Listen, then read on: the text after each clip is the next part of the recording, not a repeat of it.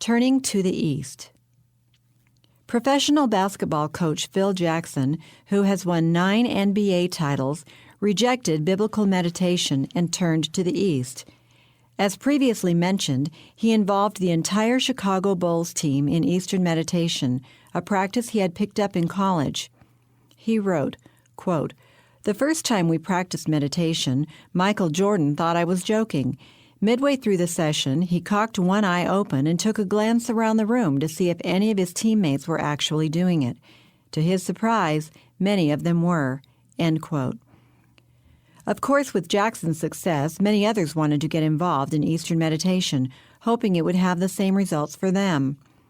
Jackson's turning to the East, including American Indian mysticism, all occultism is basically the same, resulted in his rejection of Christianity, in which his parents raised him. His mother had put the words of John 3:16 on his bedroom wall, "For God so loved the world that he gave his only begotten Son, that whosoever believeth in him should not perish, but have everlasting life." Jackson didn't find what he wanted in Christ.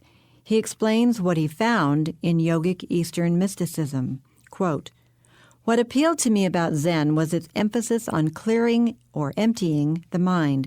One of the fundamental tools for doing that is a form of sitting, yogic meditation known as Zazen. The form of Zazen I practice involves sitting completely still on a cushion with eyes open but directed downward and focusing attention on the breath. Over time, your thoughts calm down and you experience moments of just being without your mind getting in the way, keeping your mind open and directing it at nothing." End quote. He is advocating the abandonment of rational control of one's mind and the opening of it to the influence of other minds. God does not honor such a state of mindlessness.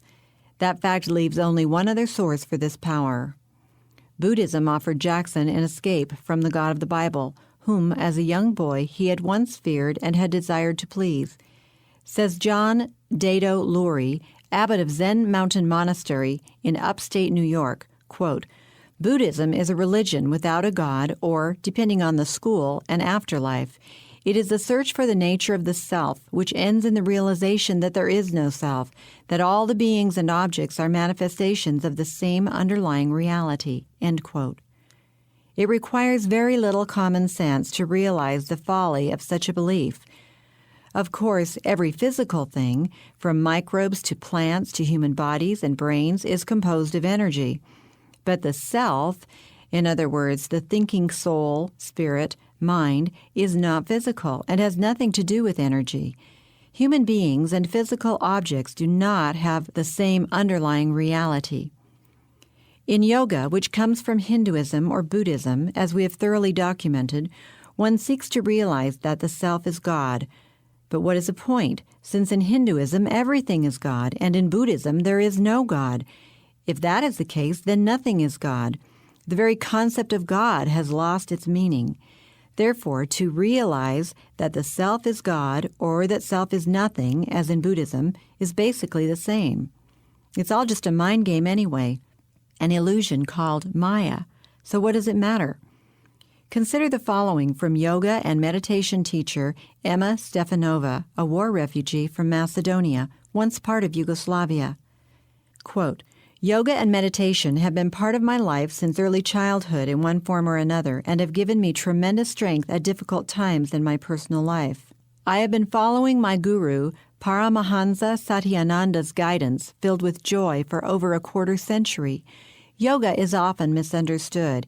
It has nothing to do with whether one can touch one's toes or not, or how far one can stretch one's physical form.